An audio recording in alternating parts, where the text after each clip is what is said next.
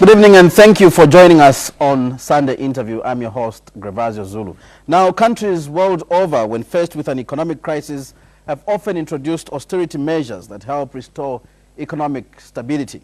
In Zambia, President Edgar Lungu, in his first State of the Nation address in November 2015, announced various cost-cutting measures aimed at reducing and lowering the cost of running government. This was in an effort to counter the challenges facing the national economy. 2.5 months down the line, we are taking stock of whether the measures have had any impact.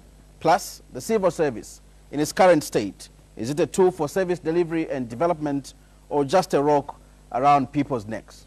My guest this evening on Sunday Interview is the Secretary to the Cabinet, Dr. Roland Msiska. Sir, welcome to the program. Thank you. Good evening. At his briefing on November 26th, last year, 2015, the President did announce several measures that were aimed at basically reducing the cost of running government, the way government runs its programs. Yes. After 2 months, you are head of civil service. Mm-hmm. Are you able to count what we've done? Yes, certainly. If you consider some of the basic pronouncements, like the need to shift from being able to purchase furniture for VIPs to a loan system, that is been done. The issue of shifting the cost of in regards vehicles, which basically for a long time the whole maintenance, the purchase of those particular vehicles were borne by government. For those now who that has also been done and has been effected from the 1st of January moving forward. In terms of reduction in trips, that has also been done. I can confidently tell you that just looking at the figures for the same period, we've cut the trips by 50% of those that were paid for by government. And the prices of tickets have also been cut down as well as a result of the introduction of the civil service travel agents. Mm-hmm. So there are a number of things that have actually happened in this period that show that clearly we are on the right track vis-a-vis reducing the cost of doing business in government. Now, civil service and the public service in general has a reputation of being resistant to change and being very stubborn. Mm-hmm. How hard has it been for you to drive this agenda, which many may call unpopular among the public service workers? Obviously, very few human beings love change. I mean, it's for bureaucracies, part of what bureaucracies are characterized about is the fact that they are supposed to stay solid in terms of what they do. Obviously, you expect some resistance in some pockets, but overall, the few that I have spoken to, especially on measures such as letting them take over the issue of vehicles and all the rest of it, that has been received well. What obviously is not clear to me, which obviously by the nature of my job, no one would tell me that I'm happy that you stopped me from taking a trip, which would have maybe earned me some little bit of money. So you obviously would expect some of the difficulty. But on the whole, the measures by HE have been received quite well. Now, let's zero in on the trips, basically. Yes. I want you to really outline the specific measures that you've taken. I know you've issued circular after circular, trying to remind people to cut down on trips. Yes. Exactly, what have you done? You know, what has happened is that, for instance, I approve all the trips that the permanent secretaries take. The deputy secretary to cabinet approves the trips that the people that are below permanent secretary take. So what we do is, when a trip is brought to our attention, we will check whether that activity cannot be done by the officials in the embassy. If it can be done by the officials of the embassy in that particular place, you just cut it. But even when it is possible that there is no capacity in the embassy, you would want people to go, we've also, as instructed by the President, reduced the number of travelers. That's in fact what is actually guaranteed the reduction that I was talking about. Now you may be wondering how we've been able to monitor that. It's very simple, because we had already had in place the civil service travel. It monitors all the requests and the ones that are rejected, including that ones that pass through. So what my colleague, the head of civil service travel, did, he compared the numbers for the same period the previous year and the current period for this year. And I can tell you it's been cut into half. Yeah. Sitting on that same chair and on this same forum, Minister of Finance, Mr. Alexander Chkwada, at one point did complain that the biggest culprits were the controlling officers, who often cannibalized other development budgets to satisfy their insatiable appetite to travel.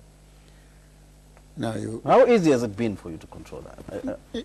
The point is that's why I'm saying that with the introduction of those measures that we are talking about, I think, like I indicated, since we do the approvals, I do the approvals for permanent secretaries, I can tell you they'll either reduce the number of days or say basically, look, this trip you can't go, or find sponsors other than government to actually carry out that particular trip. I want to mention here that it's not only travel that we've been reducing cost about. It is also things like workshops.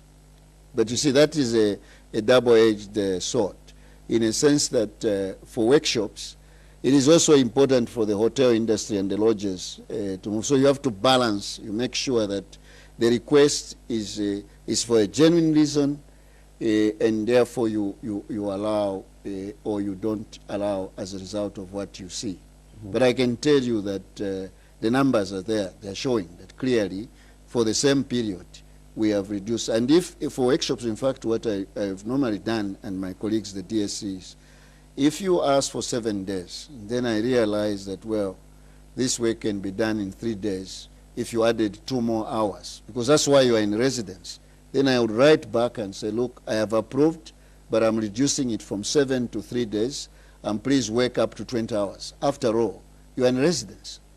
Because what's the point of getting out of your house and going to spend some day at a lodge, only to be knocking off exactly at the same time you would have knocked off when you are in the office?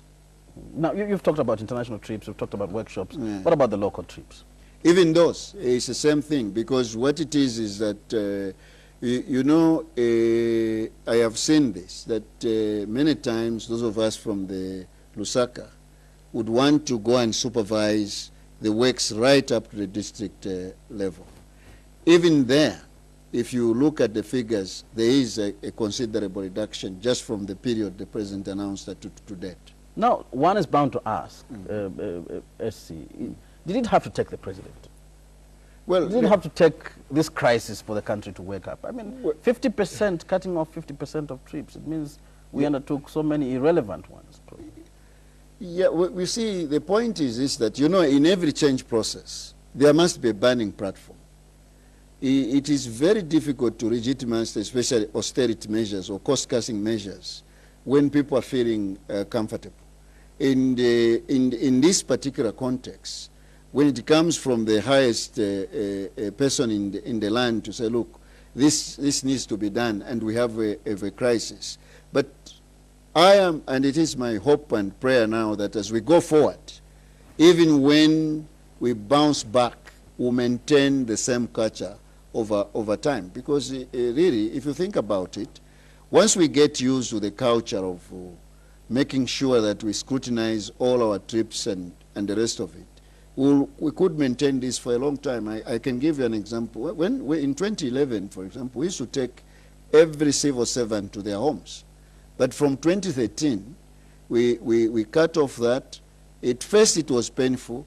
Now, if you come to our offices, most of the officers are either driving themselves or coming on their own. They're not using government vehicles. So you can see that you can sustain a measure, But there must be a starting point. There must be a burning platform that facilitates that particular change. Now, you have so many instructions on your table given Yes. to you by the president at that press conference. Yes, yes. One of them is that over the years, we have paid millions and millions out to retired constitutional office holders. We're paying their rent, we're paying their salaries at a particular percent of the incumbent.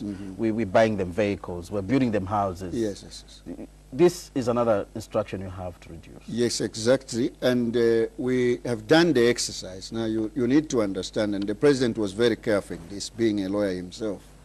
There's very little you can do about accrued rights. Those people can only change on a voluntary basis. But he put it very clearly and indicated that starting from myself, going forwards, the measures must be taken. And I can tell you, we have actually finished the exercise. It has yet to go through cabinet. Once the cabinet approves, it will be announced. It is totally different in terms of the impact it will have on the long term vis-a-vis the pension benefits. It is more inclusive, it is more equitable, it is contributory, unlike the current one, which is non-contributory, which means that individuals will be contributing as they are going through their lifeline. And it took a lot of courage, because only the president could have actually said that. So who are we talking about? How many people are we looking at in terms of numbers? It starts from numbers I can't give you offhand, but I can give you the ranks. You are talking about from the presidency, the vice president, although the vice president was not benefiting before. It was just the president. So the vice president was not benefiting. Cabinet ministers were not benefiting. The speaker would benefit. The deputy was not. The justices, from the chief justice to high court, were benefiting. I, secretary to cabinet, would benefit. The deputy secretary to cabinet would not. The secretary to treasury would not. The attorney general would not. Permanent secretaries would not. The commanders would benefit. The deputies would not. So you can see that it's quite a series of individuals. And then you look at that block as what we did, in fact, so that I can help you in terms of thinking about this. We looked at other countries which have designed what is called a leadership contributory pension system, which includes even the members of parliament. Because the members of parliament at the moment just get gratuity, and that's what it ends there. What this is going to do is you get a small lump sum, but you are paid over a long period on a monthly basis. In this way, you also prevent what is called elderly destitution. So it will actually include the MPs, and we are hoping that as we progress, even our colleagues from the parastatals would join us instead of getting the normal gratuity, but join us so that we have a pension scheme that is robust, that is able to give them enough as they retire in their old age. So you're migrating these constitutional holders onto a pension scheme? Yes, yes, yes. Specifically designed for them, or the same pension scheme that in fact, if you remember, it's the same government that has actually embarked on the exercise of reforming the pension scheme. So to a certain extent, the rules will be the same. So in a way, you actually just harmonizing the system. The only difference is because the positions of constitutional office holders and all of us above, the lifespan of your job is much shorter, which means you probably pay more, so that you can get the ultimate benefits at the end of your tenure of office. This is the last sitting of Parliament. Yes. How soon do we expect that bill to go to Parliament? No, actually, if cabinet, if it is approved by cabinet on Monday, as you know, our colleagues are working very hard to have a lot of these things, because these are laws specifically from the president's speech, and he promised the Zambian people that he needed to deliver on this so that we can start to move on a sustainable basis moving forward. Because there's no point of having a pension system that you can't sustain in the long term. So clearly, just to pick your mind, this was a very unfair law, catering for a very small group of people, well paid, and yet getting a much longer and more beneficial pension than the people in the lower ranks. But if you remember, in the speech of the president, Those were the issues that he raised, and actually repeated the statement even in the November press conference that there was need to relook at some of, so that we make them more equitable. I always tell people that when you talk about equity, some people become very uncomfortable. But my view is that, look, if you are going to Johannesburg, all right, one can be in first class, one can be in business class, one can be in economy, but at least you are all on the plane. You land at the same time.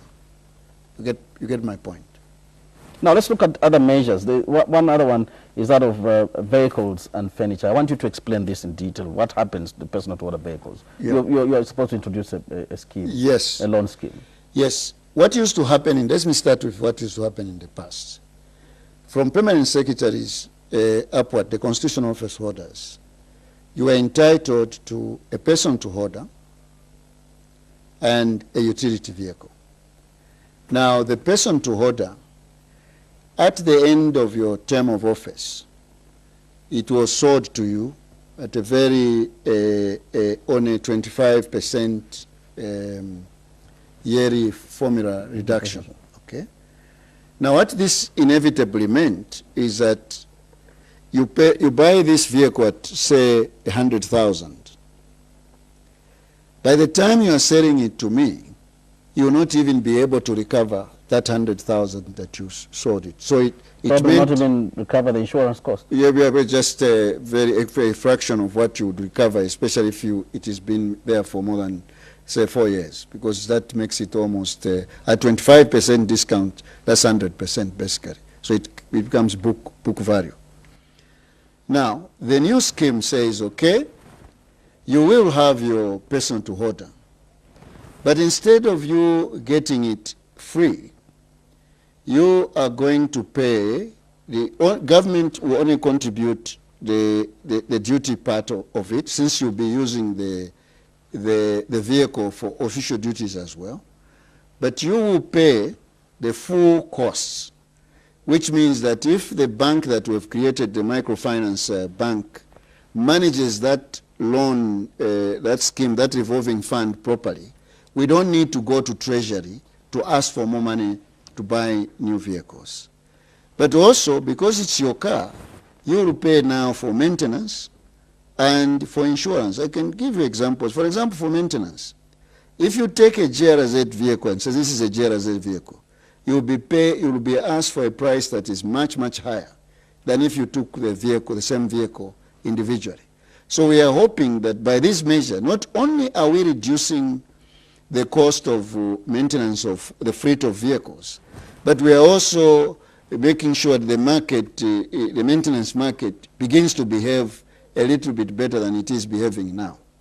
So that's basically what is going to happen. So the individuals that will be offered, will get these vehicles, know that this vehicle will have to be with them for at least 150,000 kilometers or 5 years, whichever comes first, for them to be eligible for the next vehicle. And when they are eligible for the next vehicle, it will be at full cost to themselves. Not another loan. No, it is a loan, another of course. Loan, yeah. Yes, yes. But you pay in full. Remember the previous one, you're probably paying yes, it's completely heavily subsidized. In this practice, it's not only, we're the only ones who are the odd ones out in this region.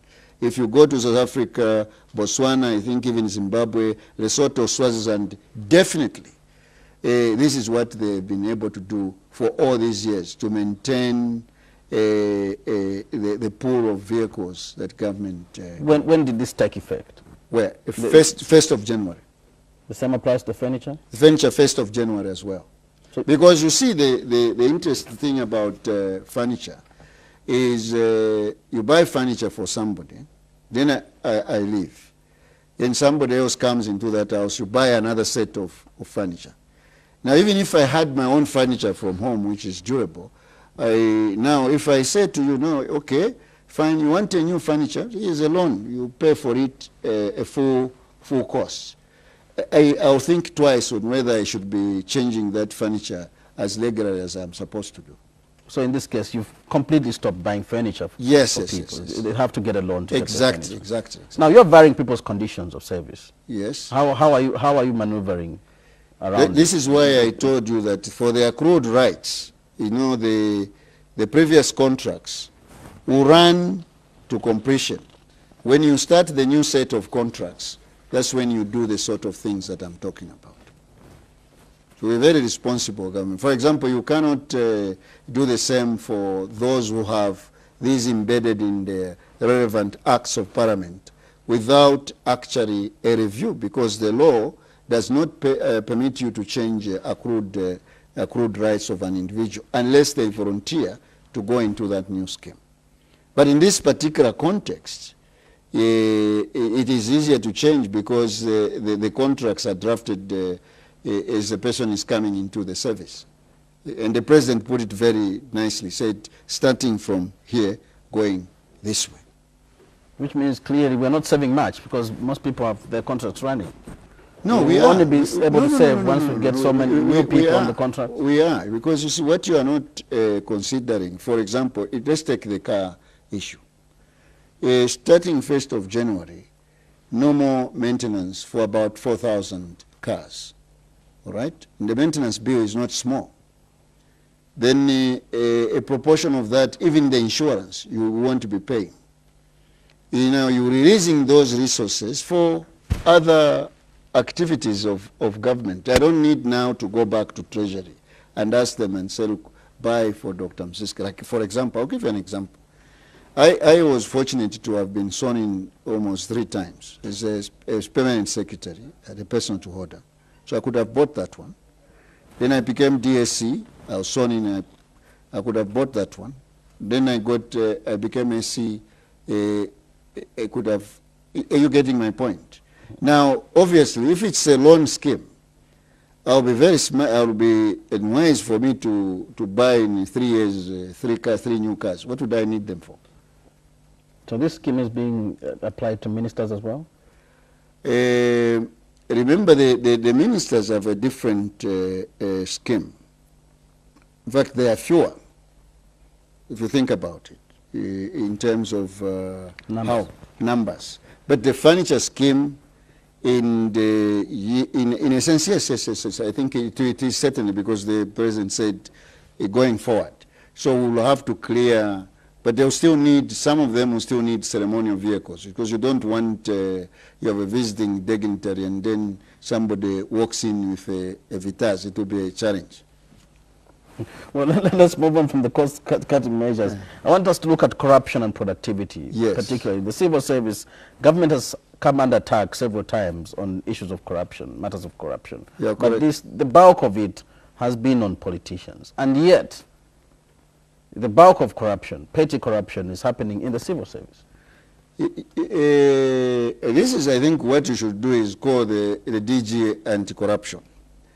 This is my perspective vis-a-vis corruption in the public service. The challenge we are faced with, for most of the civil servants that we are employing, which goes even as regards attitudes as well, they are not passing through a training institute that shifts them from being citizens to civil servants. So if I was a lumpen at campus and I joined the civil service, I come exactly that same culture that I carry over right through. Whereas before, if you remember, NIPA used to do that job of ensuring that civil servants, when they come out of their various schools, are taken into, because it's an issue of, one is an issue of attitude. But then you spoke about petty corruption. I think that is a much more serious one. But it's very difficult to deal with. But what do I mean by petty corruption? If, for example, I have a toothache and I go to the hospital and I'm looking for an appointment, you know, it's throbbing, it's very painful. And the chap shows me the list and says, look, you can see the doctor is very busy from this date to this date. For you to come, it probably take you 6 months. But anyway, if you bought me lunch, I can see how I fix you in. With a toothache that is booming, obviously, an individual obviously end up paying. For me, that kind of corruption interferes a lot with service delivery than many people realize. But then there is also the other type of corruption where prices are inflated and all the rest of it. But as I've always said to people, is that corruption takes two individuals. It can never be corrupt. I can't be corrupt on my own. There must be somebody else that I'm interacting with to receive that provision that you're actually talking about. And I've always said, most of these people that are in the public service, including myself, we are all Zambians coming from the same society and a lot of that.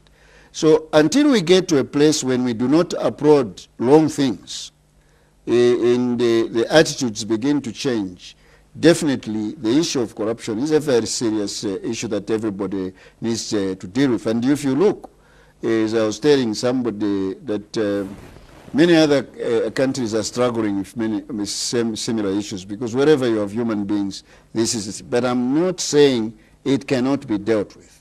Part of the reason why in 2013 the government took all those measures to try and improve the conditions of service, to try and improve the work environment, was obviously to deal with some of these particular challenges and tighten some of the rules. We are on record of actually having said maybe we need to get to a place where we even have registers, which I like is now in the I can tell you, when I arrived, for example, and somebody gives me a gift, when I asked, what do I do with this gift?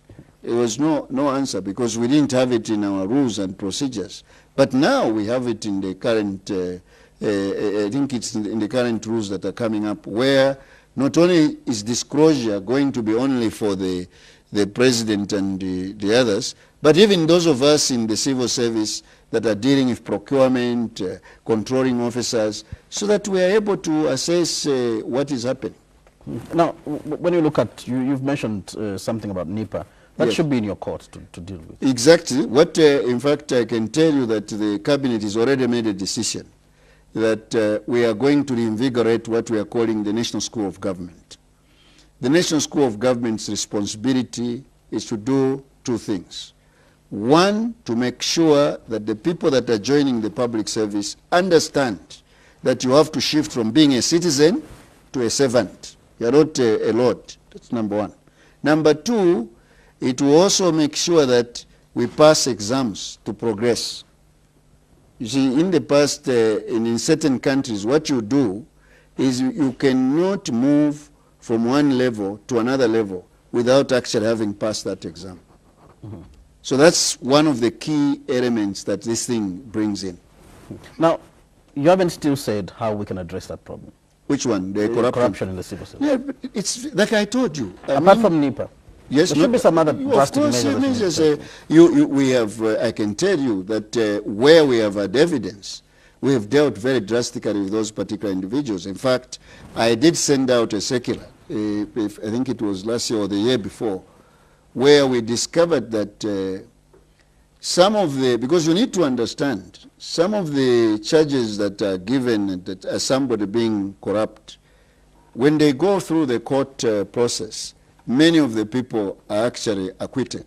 And I'm dealing with, for example, the famous case of the Minister of Health, where a lot of individuals, we have had to reabsorb them because they've been found not guilty. You know, whether this is just a technicality or the issue of evidence, but they have been nevertheless declared not guilty. So what we have suggested, what we have done now, is that where there is clear evidence, and you can prove it, we use internal administrative procedures to deal with that particular individual. Because they are clear, like if you have a financial irregularity, some are outright dismissals. But what would happen is that you take that through the court process. Then it takes a much longer period. But on the other hand, also you must balance it with justice. Because you must understand that this is one of those countries where people like to accuse others over things that they have not actually done. You know, I know for a fact that that has happened. Even on my own person, I have experienced that, where somebody says, you have done this because you are corrupted by X. And yet there is no evidence as regards that. So you have to balance the two. Because in the public service, what else do you do? For example, where are we getting the most of corruption? It's in the procurement area. We are strengthening that. The ZPPA is revising its act, to make it much more clear and much more tighter. But also further than that, they are also going to do what their Malaysian friends do, which is basically where you announce, for example, that the price of a ream of paper now is at this level, so that people cannot be having, because there have been instances where people have followed the three quotes, but the one who is lowest is still higher than what would you have bought in game, for example. That now you need to move towards value for money. The other one, which the Ministry of Finance has done well with passports, instead of paying the money at the point of service, you pay at the bank and just appear with a receipt. Now, that's another one. The other one, we are doing e-governance. It means that many of these transactions will be done now through online, and therefore there is no need to have the kind of challenges. So there is the issue of improving the systems themselves on how they deliver. This is where e-governance and the rest of it comes in. And then there is the issue of institutional strengthening the organization, enforcements and rest. Even performance contracts are going to help in this regard. Because if I know, for example, that if I have poor performances twice, then I'm out of this job, I'll surely try to make sure that those things that make me not perform well are dealt with. Yes. So talking about abuse of office, abuse of resources, I also want to look at the issue of the Auditor General's report. It comes out almost every year. Yes. And usually you do not get the beating, but it's your people that abuse the resources. Yes. The police, the SEC, the DEC are all accused of moving slowly and not apprehending these people, not disciplining them, but these are under your office.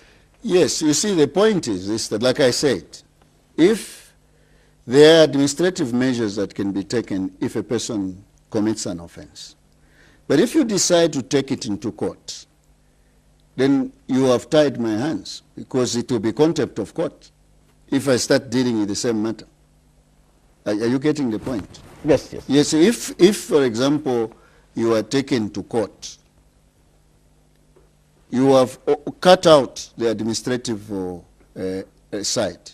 But if we focused on ensuring that, let's look at the real case. For example, I'll give you, I'm not trying to defend my colleagues. I am a medical superintendent at Hospital X. I have a budget line that is lying idle.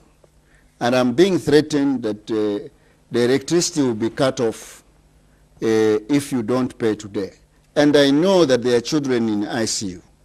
And I can tell you, I'm a medical doctor myself, the normal instinct of any normal doctor will be to say, let me save the life first and then move on. This is why I'm saying, even when we talk about misapplication and misappropriation, let's try to give the benefit of doubt and look at why did this happen. So clearly, what you're saying, maybe in short, Doc, is that the Auditor General is sometimes too harsh on your people. Well, I don't want, what I'm trying to say is that it depends on which side you are looking at it. In certain cases, they are deadly right, that this is definitely abuse or whatever it is, and we need to deal with it. But in certain cases, I am saying that we need, and this I am on record even one time when they asked me to open one of their conferences, Auditor General's office. I said, look, I think we need to move from just basic compliance or to rules and move to value for money audits. Why is this important? I told you already. If you have three tenders, and the lowest one is higher than what is in the shop, okay, you've done the 3 tenders, all right, but still you are not getting value for money for that particular service or object. So for me, what I'm basically saying that modern audits and the rest of it are moving away, moving to add a more important component. So you said, did this individual comply? Yes. If he did comply, is this value for money? That second step is very important. Even when they did not comply, you want to check, is there a reasonable explanation as to why this compliance did not take place? So as far as I see it, and I'm sure if you talk to the Auditor General, she will tell you that yes, I think the way to go forward is value for money audits. And in fact, what is even more interesting, let me tell you misapplication so that you understand, and misappropriation. If the thing says, that's why I like that now we are moving from activity-based budget to output-based budget. Because activity-based budget, if the thing is saying 100 liters of petrol, if I buy 100 liters of diesel, you've changed the parameters. But if you went for an output-based budgeting system, why do you want to get that fuel? Is to transport these antenatal mothers to the next referral clinic. The focus will be on the delivery, and then you see whether the mechanism of the delivery is the right one. So even the activity-based budget, it brings some discipline. But I think for the sake of results, if you want a results-based approach, we must look at outputs and outcomes, and then look at the cost in relation to that. Now, moving away slightly, there's a concern that in terms of service delivery, yes, the public service is about the West. People do not care. They run away from you know, I can tell you. They move slowly. They delay projects. Yes, the generalization is what is a problem there. I can tell you just a few days ago,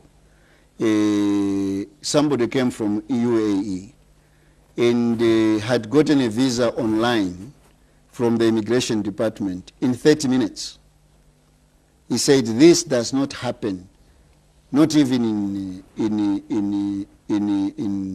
UAE, all right? So the challenge we are faced with here is, yes, the larger component of the public service may not be doing very well in terms of, but let's single out those that are doing well. You find the Pakras of this world, the number of these particular institutions are doing reasonably well. But like my grandmother told me, the problem we have with the public service, we're such a big service provider, is like when you have 10 groundnuts and one of them rotten, you spit the whole 10, even though the other 9 are okay. So yes, I agree with you, we could do much better. There's a huge chunk of civil servants who are indisciplined and failing to perform to expectation. You can't, I think, yes, it is, but I think even that non-performance must be looked at critically. Because if, for example, the person does not perform because the inputs are not there that would have assist them to perform. That's why I'm saying that the generalizations are not very, very, very good. This is why the system that the government has put in place of clear performance contracts and targets, and also the monitoring and evaluation unit in the Ministry of National Development Plan becomes critical. Because at the end of the day, are you delivering? I will be honest with you. Yes, in certain areas we are very slow, and in certain areas I'm embarrassed to say that we have not done as well as we should. But are we trying to improve the situation? I can tell you yes. With this government, yes. What is it that we have done? You have much more robust strategic plans. You have much more robust, you had we just launched the performance contract systems. In the Constitution is talking about all those particular measures. So in a sense, we are moving towards the best performance. And I can tell you, for me, the benchmark is countries like Singapore or New Zealand in terms of public service performance. So I can't be satisfied with what we are currently obtaining. I would want us to do even better and even be among the top 10 public services in the world. You are aware that even politicians have complained that civil servants often will tell them, you found us and you leave us here. Yes, remember, I fit in that bill as well because I'm on contract. You must understand that in the civil service we have permanent and pensionable like yourself, and those of us who are on contract. Yes, I have heard that. In fact, the first question I can tell you, when I became PS, one civil servant came to me and said, how does it feel to have a job which you can lose tomorrow? That was the welcome I got. Yes, yes, we've been taught those particular things. But does it mean that we should stop putting in the very best to improve the system? No, we are going to continue. As I told you, some of the aspects of the public service, people are doing fantastic job. I was in that island. I found a young man there who is a teacher in a rural area doing superb and fantastic job. I felt proud to be a head of a civil service where you can have a young man right in the bush doing their job to their very best under very difficult circumstances. So in reality, what I'm basically saying is, yes, if you compare us to the best performing ones, we still have a lot of work to do. But are there some improvements? Are people doing some work? Yes, there are some people who are working. Performance contracts, yes. You've brought them out, yes. Basically the permanent secretaries. Is this a fair way of starting? Yes, where do you want different... You're expecting permanent secretaries to drive this huge group of, a cadre of people that are on pensionable jobs. Yes, but you've forgotten... They may not support them. But no. But you've forgotten what the president said very clearly. This is going to be rolled down right through. One of the things that the government has done is, let me tell you something that's very important that people don't realize. We are changing the way that we manage our human resources. What do I mean in terms of discipline? Because discipline is what is concerning you. What you are forgetting, under the current rules and procedures, if a person commits an offense in Kaputa, a disciplinary committee sits there, passes it on to the province, they sit again, passes it on to PSMD, they sit again, passes it on to the Public Service Commission. That's why sometimes, because of the period, somebody has retired before the result comes back. The new human resources management rules that the current government is pushing, and we hope it will go through these new changes in the constitution, is discipline will be taking place at the level at which it is committed. And the Public Service Commission and PSMD will just be there to provide quality assurance, monitoring and evaluation to make sure that we don't abuse the delegated authority. This will change the whole thing, which means that you commit an offense in the morning. If the committee sits in the afternoon and discovers that you are definitely not able to exculpate yourself, like it is in the private sector.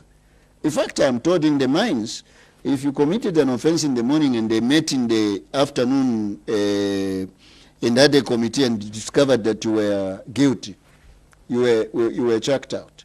Whereas the current system that we had on this side, but the president clearly announced and said the same parameters that we've given for the PSs will be given to the rest of them.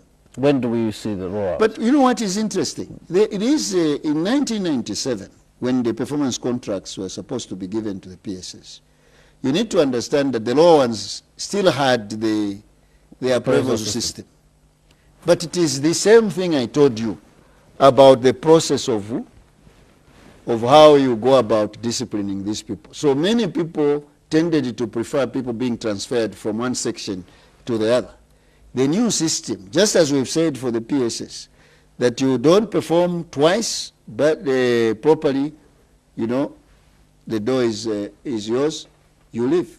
So ultimately now, all of us will be running under the same conditions. Do we expect them rolled out soon for directors? Yes. Because in fact, if I was PS, I have gotten mine, it has been signed. The next step is to call my directors. So because look, my deliverables depend on your performance. You are the one who is supposed to do this, to do this, to do this, to do this. If S is asking me for 60%, I'll ask you for 70%, just in case you slip down. And then the director should also now sit with the people below him. I can tell you in Kenya it has worked. People just live on their own when they fail to perform. So it's not that it cannot work. I can guarantee you, as soon as we have the first assessment and people see how serious the president is taking this, I can guarantee you every one of us will sit up and start looking at their Will it work in a condition where people say the civil service is highly politicized? Yeah, but the question is, every time people talk about the politicization of the civil service, and I always ask this question, I am supposed to run a public service that is impartial, that is loyal to the government of the day, all right? If you say it is politicized, what you will discover is that the same people who are in the opposition on the other side and the people that are outside are doing things that are making the civil servants not be loyal to the government of the day. Because ultimately, what is loyalty? If you look at our code of ethics, loyalty is basically to implement to the best of your abilities the programs of the government of the day, irrespective of your own political beliefs. And you should not even demonstrate what your beliefs are, political beliefs are. Yours is to quietly and go and vote in the booth. But what happens many times, there are incidences I've had, unfortunate incidences, where I've had to take even some disciplinary measures, where you find an active participation on the part of the civil servant interfering with the implementation of programs. Because my view is that, and I think it's a view generally all over the world. I can give you an example. France. France, where when a new government comes into power, the Secretary to Cabinet sits with his permanent secretaries, translates that manifesto into actual day-to-day programs, then takes it back to the president and say, is this what you meant? And then they monitor those particular programs as they implement. I can tell you, when I appeared here in 2011, and I asked the people and said, but what, you are saying you are loyal to the government of the day. How come you do not even know what the programs of the government of the day are? You've not even read their manifesto. So what are you supposed to be implementing? So basically, I think we need to be clear in terms of this question of politicization. And I can tell you the history of this. If you remember, from 1964, when did we start a one-party state? In 1972, 73. There was no, it was the party and its government. In fact, even Secretary to Cabinet, I have checked in the records, would attend Central Committee meetings. It was the party and its government. Then in 1991, when the MMD got into power, there was some kind of a semi-page. But in doing that semi-page, you ended up introducing a culture of every time there's a change of government, everybody has to be, the top ones have to be changed. So you end up actually creating a seemingly continuous move that seems to indicate that everybody who comes in is basically coming in purely on political basis. There is no professionalism engaged in this. So it's a perception, in your view? It is a perception, but I can't say also that there are no individuals. You know, it's like saying if somebody said, do you have thieves in Zambia?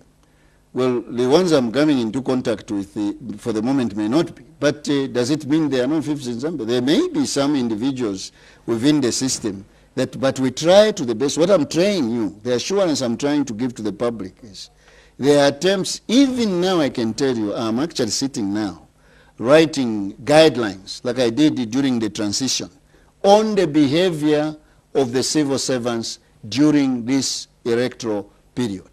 But the problem, as we've noticed, we don't like reading.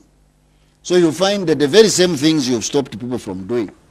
You find people on social media, they are talking about politics and all the rest of it. It's not supposed to be like that. In fact, I was accused by one civil society organization when I released that circular that there should be no contribution on the part of the civil servants on the social media. He says you are infringing on their basic freedom of speech rights. So how do you manage a system when others think that a person who has privileged the information inside the system should participate in the dialogue in a way that disadvantages the system? Let's move on. I want you to address quickly the issue of salaries and conditions of service. Yes. You had an increment recently for public service workers, civil servants. To others, they've complained. There seems to be concern that this was a mockery. It was too little for some. 200? Yeah, but compared to the cost of living? You see, this is the point. I think what we should be discussing as Zambians, as the president highlighted very well, the copper prices have gone down on the global market. This is not something we can debate about. We have all these economic challenges. How do you then increase salaries to a level that will make the system fail to pay?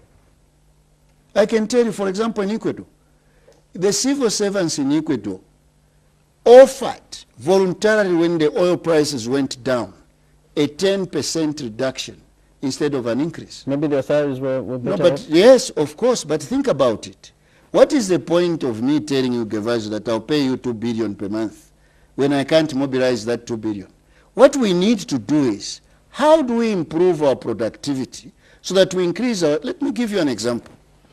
That increment we did in 2013, my colleagues did a modeling and said that if Zambians had been working according to the productivities that is required in the civil service, that should have translated in a 2% increase in GDP.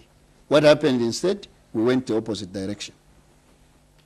So the point is that one of the discussions we don't have, I was very happy when you started talking about discipline. The other one we don't talk about is productivity. Because where does government get its money from? It is from the productivity of its citizens, including the civil servants. For example, there are businessmen who have complained that it takes a long time to have things processed. And I asked my colleagues, so if you don't give this person a license, how are you expecting jobs to be carried out? So it is the season that we are in. In other countries, this particular time, they have not increased the salaries. Some have even reduced the salaries. I gave you the example of Ecuador. I know, for example, Cote d'Ivoire, for almost 20 years, there was a wage freeze.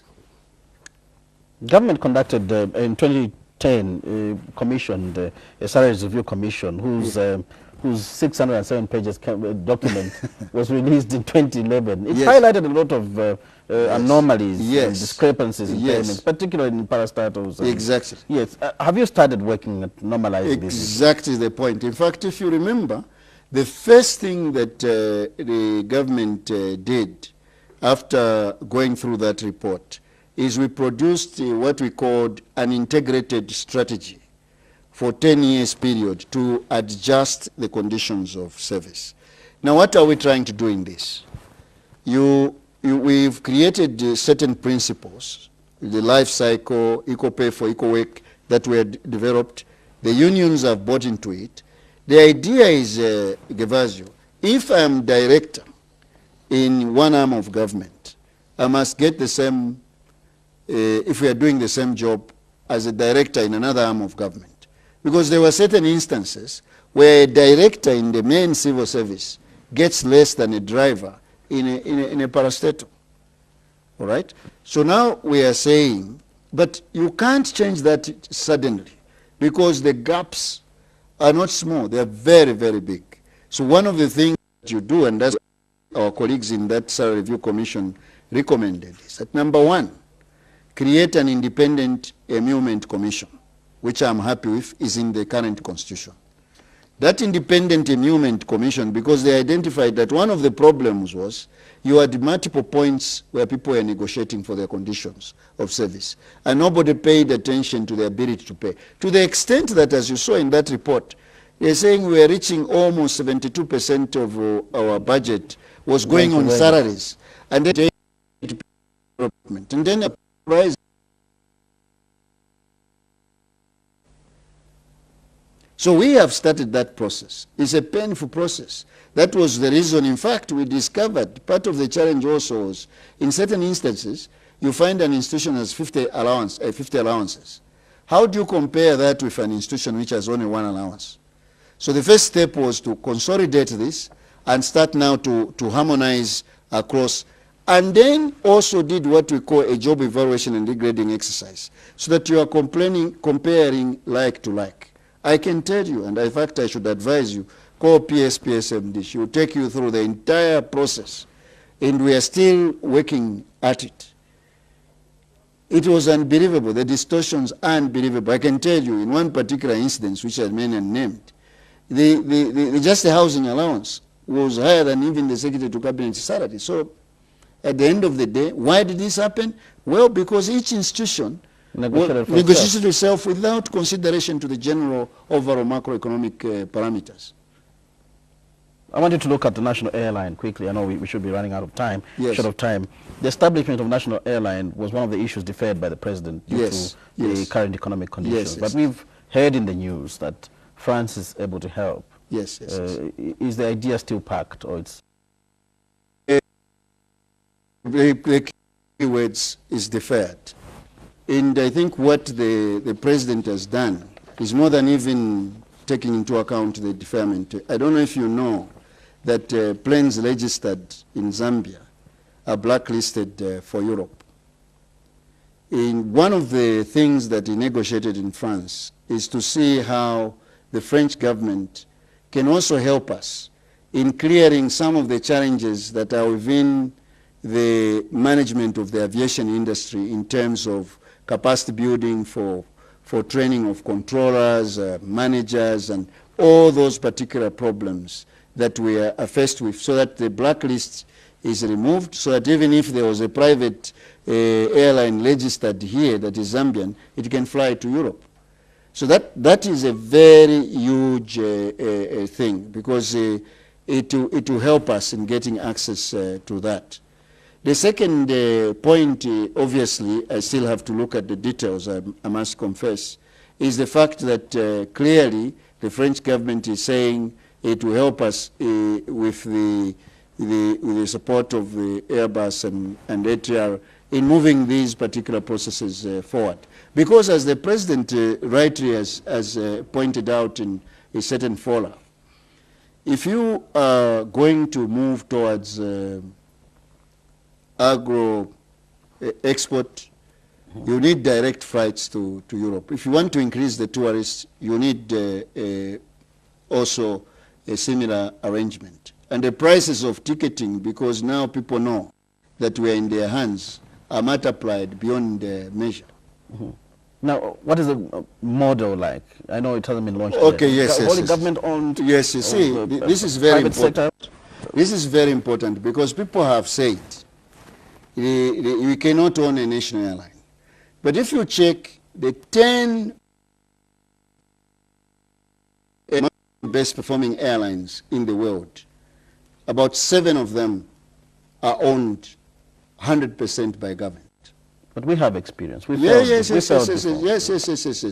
But you must understand, let me tell you why it didn't work last time and why it should work this time.